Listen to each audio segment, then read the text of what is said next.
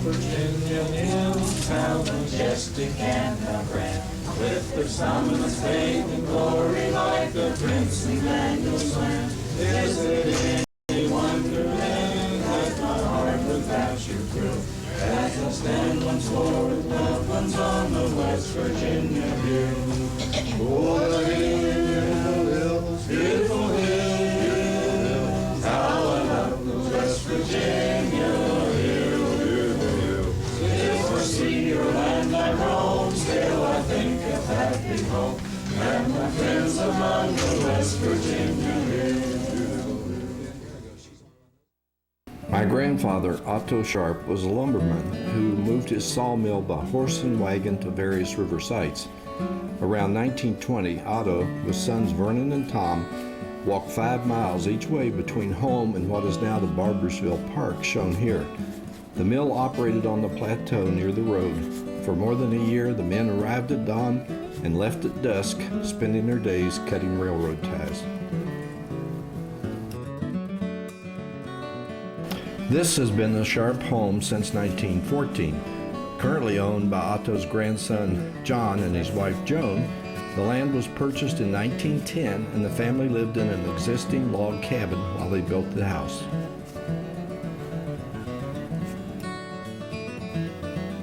I'm Robert Morrison Sharp, born in 1932. My father was Vernon Sharp and my mother was Velva Morrison. Both were born in 1900. They had 4 children and both lived over 90 years. Vernon's father, Otto, was born in 1870 at a sawmill site near the Ohio River that is now the Cabell County Courthouse. When Otto was 6, his mother died and he boarded with friends until he was old enough to follow his father in the sawmill around West Virginia. This picture, taken in 1912, shows 8 of Otto and Arabella Adkins' 11 children, with Vernon on the left, Tom on the right. The 1940 50th anniversary picture has the entire family. Otto's father, Thomas Sharp, was born in 1840, 3 miles west of Warm Springs in Bath County, Virginia. In this 1917 picture, the homestead was nearing completion and Thomas was 77 years old. Vernon, Tom, and Otto are on the left with the horses. Thomas worked as a millwright, but was idled when the Civil War started in 1861. Since Virginia was Confederate, he joined the Union Army at Beverly, Ohio. Families were divided over the conflict, and Thomas became a family outcast. In November 1863, Sergeant Thomas Sharp was captured at Meadow Bluff near Lewisburg, West Virginia. Marched to Richmond, he was confined in a tobacco warehouse until January 1st, when he was moved to Belle Isle in the middle of the James River. He remained there without shelter until March 9, 1864, when the prisoners were loaded into cattle cars for a week's trip to the newly constructed prison in Andersonville, Georgia.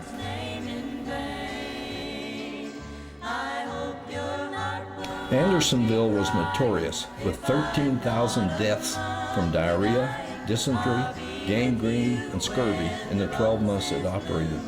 Scurvy caused walking, hearing, and eye problems for Thomas that resulted in periods of blindness for the rest of his life. Released in late March of 1865, Thomas went by train, foot, and boat to Vicksburg, Mississippi, where he awaited exchange of prisoners. This allowed him to regain some of his health and prepared him for another ordeal. On April 24, 1865, Thomas was in the last of 2,500 passengers loaded on the steamship Sultana. Seeing rats leaving the overloaded ship and recognizing the danger of the flooded Mississippi River, Thomas vacated his assigned spot near the boilers and went to the crowded upper deck. Shortly after midnight on April 28th, north of Memphis, the boilers blew and 1,500 died by explosion, fire, or drowning. Biding his time, Thomas slipped quietly into the river and spent 4 hours floating 13 miles to the Arkansas shore. Largest maritime disaster in U.S. history, while Lincoln's body was on its way to Springfield. After the war, Thomas suffered broken legs, lost fingers to the saw, and was in a coma for 48 hours when struck by a falling tree. A man of many talents, he lived past his 82nd birthday. Thomas's father, Robert Sharp, was born in 1811 to Daniel Sharp and Margaret Palmer. Before 1850, Robert moved his wife, Margaret Matheny, and their 3 children to Wood County near Parkersburg.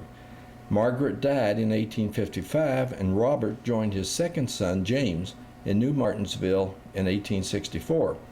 He spent the remainder of his life as a gunsmith and was buried in the family plot at Williams Cemetery in 1892. Daniel Sharp, father of Robert, born in 1782, was one of 6 sons and 6 daughters of John Sharp and Margaret Blaine. Margaret's father, John Blaine, was a prominent Presbyterian minister. Margaret's brother, Daniel Blaine, performed Daniel Sharp's marriage to Margaret Peggy Palmer of Augusta County, October 2, 1804, in Rockbridge County, Virginia. Daniel moved most of his family to Leading Creek in Lewis County in 1836. Daniel's youngest daughter, Mary Eflin Sharp, married Thomas Badgett, and most of Daniel's farm was deeded to them in 1864. The house and remaining land went to Daniel's oldest daughter, Sarah, in 1865. This she sold in 1867 with Daniel as witness. In 1855, Daniel was a witness in an estate settlement. Afterwards, he was accused of perjury by the parents of Thomas Badgett. Daniel sued them, and a jury awarded him $65, half of which went to the lawyers. In the fall of 2007, my youngest sister Patty and her 5 children visited with Dr. Roland Paul Sharp of Frost. Dr. Sharp was 100 on December 30th, 2007. His great-grandfather Joseph was Daniel's youngest brother. Since Daniel was Otto's great-grandfather, Roland and Otto are third cousins. Dr. Sharp gave them a tour of the pioneer's homestead and his place of burial after 1837. Let's listen. I lost my husband a year and a half ago, and he's from West Virginia too. We both grew up in the same area down in Campbell County. And your relatives were Daniel Sharp, It's one of the grandfathers, yeah. When Daniel married, he left Pocahontas County and went to Upshur or Lewis. He went to Lewis County, and took his family. And I read a paper that your dad's Aaron Abraham? Yeah, my dad was Aaron Abraham. Yeah, and he wrote a paper to some of the people in Cabell County years ago, and he said that at one time Martha Ellen took Uncle Billy and the little children went over to Daniel's because Southern Army was closing in on you here. Right. And so, that fascinated my brother Bob, because we'd been looking at all these people, and he was following Daniel because he's got a boy named Daniel. And we tracked him to Lewis County, and then he sold everything and took his oldest son and daughter, and we don't know where he went from there. We can't find the death on him. John Sharp Sr.'s house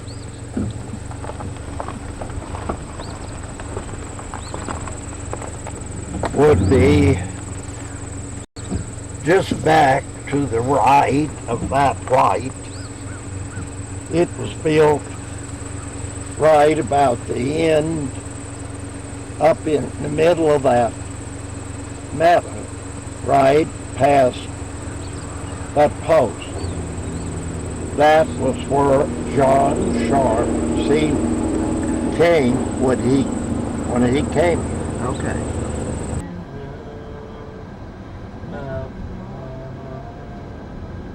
Take me home, country roads. I hear a voice in the morning as she calls me.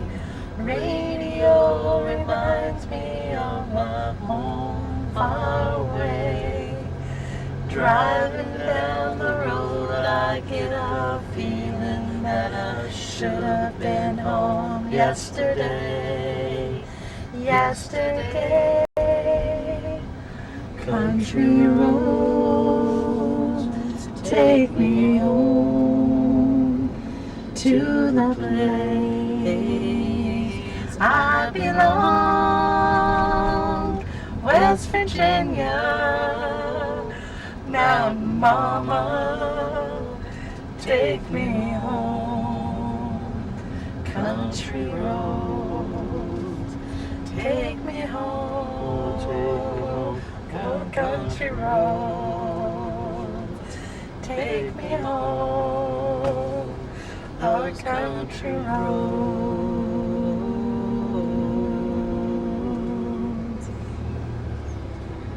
And we'll be back. This is it. Is this Mount Zion Church? Holy cow. This is gorgeous. Look at this. That's where I want to be buried. No kidding. Got any plots for sale? Look at that one room's pictures. Oh, Sharp right here. Look What? at this. Sharp. John J.J. Yeah, but everybody's sharp. Yeah.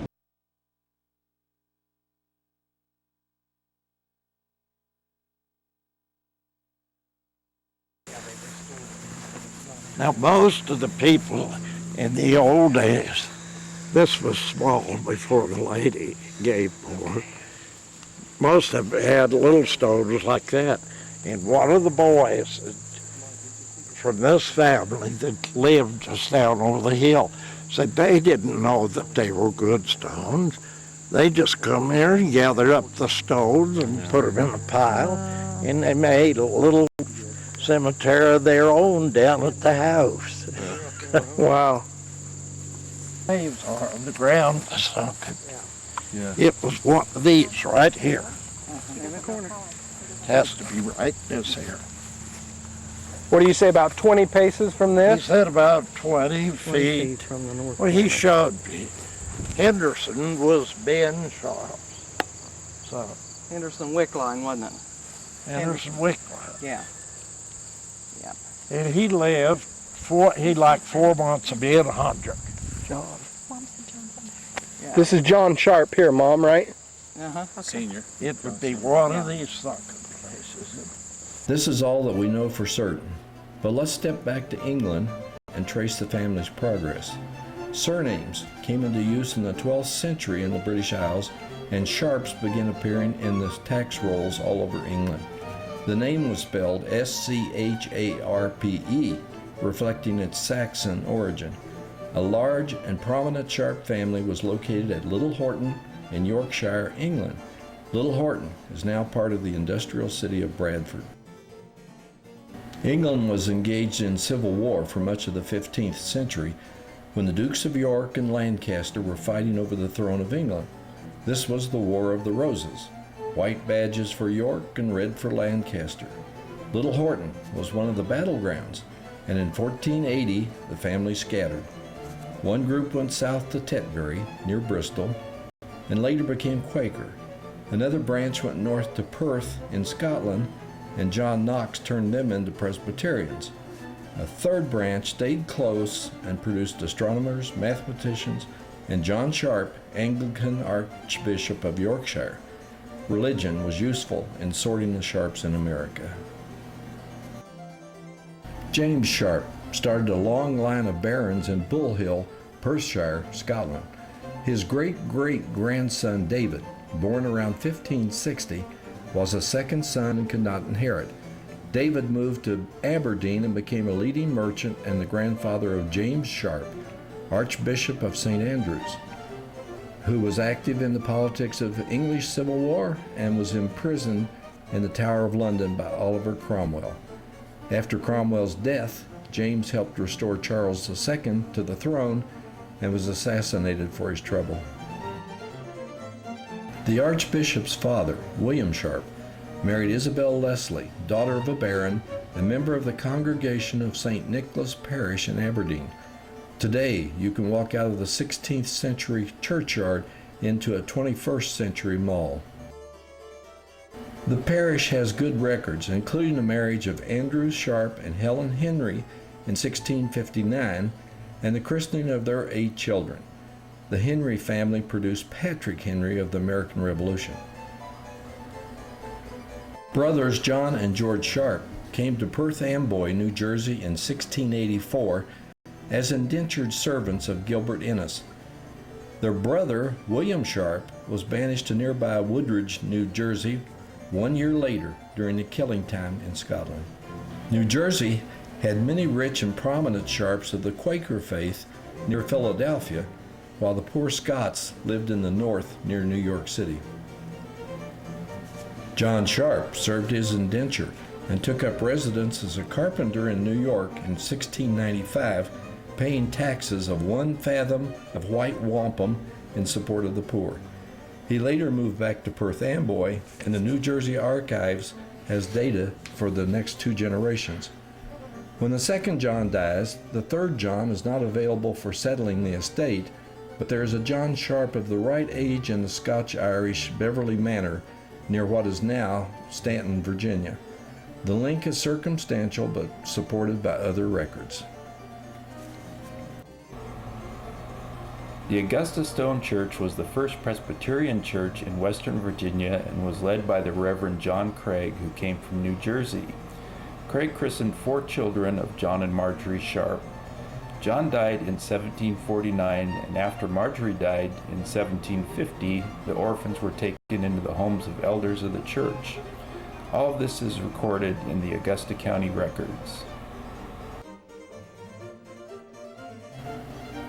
William and John were the orphan brothers. William Sharp became a scout for General Andrew Lewis in 1763 and the pioneer settler of Huntersville in 1773. His life and family is well documented by William Price in the History of Pocahontas County. There is no doubt that he was the orphan of Beverly Manor. Now let's review the descent. James Sharp moved to Scotland in 1470. David Sharp, 4 generations later, moved to Aberdeen.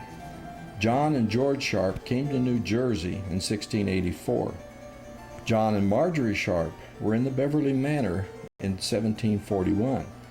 John and Marjorie's orphan, William Sharp, settled on the Greenbrier River in 1773. Daniel moved to Lewis County, Robert to Parkersburg, Otto and Thomas moved to Cabell County in 1910. Which brings us back to John of Frost. In 1901, William Price states that John was a native of Ireland. In 1933, Calvin Price told my uncle that William was John's uncle. The Badgett family history in the Broadbent file states that John III was the father of Daniel and was born in Rockingham County, Virginia in 1763. Regardless of the parent conflict, the Y chromosome of the Sharp male has been relayed through the ages from Little Horton to West Virginia and beyond. If you're interested in more detail, then this list is a good place to start. Particularly accurate, educational, and entertaining is the movie Andersonville. In a small town down in Georgia, over 40 years ago, her maiden name was Music till she met that Jackson boy. They married young like folks did then, not a penny to their name, but they believed the one you vowed to love should always stay the same. And on the land his daddy gave him a foundation underway for a love to last forever or until their dying days. They built a bond that's strong enough to stand the test of time, and a place for us to turn to when our lives were in a bind. And they made their house from a tool shed Granddaddy rolled down on too long, and they built walls all around it, and they made that house a home. And they taught us about good living, they taught us right from wrong. Lord, there'll never be another place in this world I'll call home.